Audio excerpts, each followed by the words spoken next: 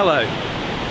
First of all, apologies that I can't be with you in person today, as I've had a clash of conferences.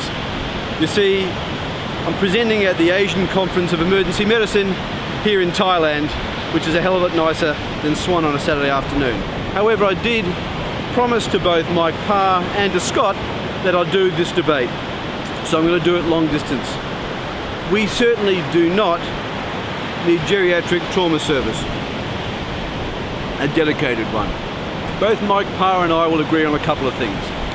The number of people over 65 in the next 20 years in Australia will almost double, and therefore there will be a significant increase in geriatric trauma.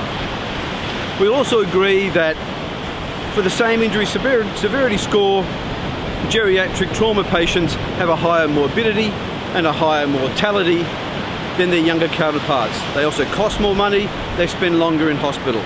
But having a dedicated geriatric trauma service is not the answer. Let's face it, we can't even run the trauma service at the moment as it is. Can you imagine trying to run a dedicated geriatric trauma roster with an on-call geriatric trauma surgeon? It's not going to work. I could ring them on a Saturday night and say, look, I won't tell you about the 24-year-old stabbing victim, but let me tell you about the 88-year-old mildly demented hostel dweller, incontinent, who uses a pickup frame, who's on aspirin, Plavix, Covacel Plus, and regular Cloxel and Senna, who's been hit by a car.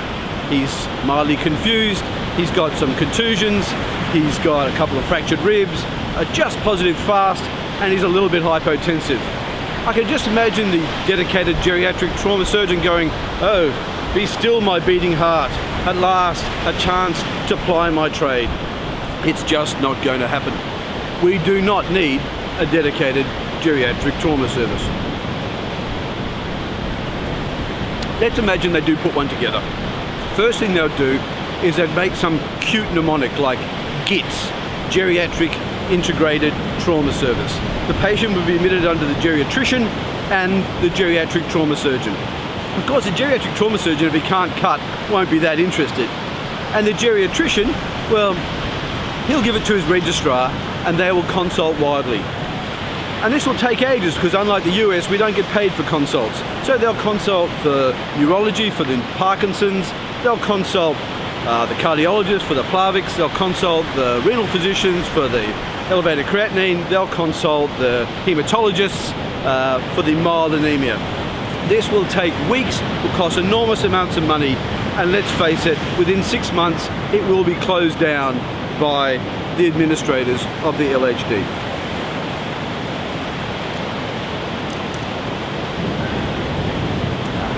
Thank you very much.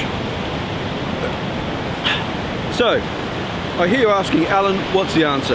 Well, it's quite simple.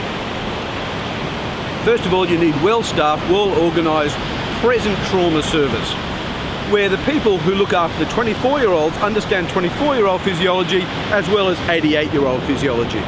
They're able to adapt and are true generalists. They don't have the situation where they only look after under 15-year-olds. They only look after over 65-year-olds. They only look after left-handers. They only look after right-handers who are over 100 kilos and under 6'4". This is silly.